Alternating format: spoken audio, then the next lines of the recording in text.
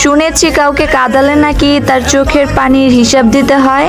আল্লাহ তোমাকে মাফ করুক, না হয় এত হিসাব কেমনে দিবা তুমি? चुप माही चुप है रांझा बोले कैसे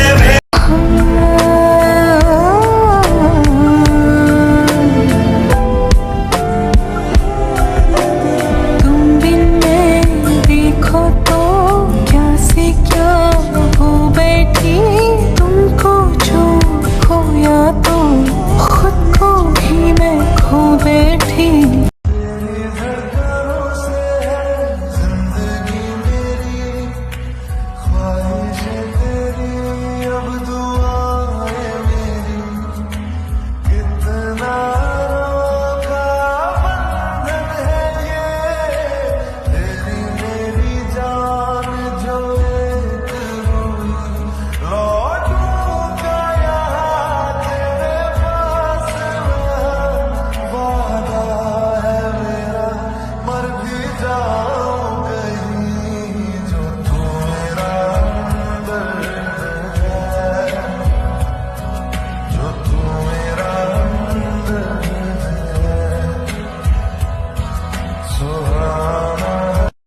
ऐसा मेरा हशर है बन गया जो पहले मैं खाना था, वो घर है बन गया कि अब तो साकी ने भी।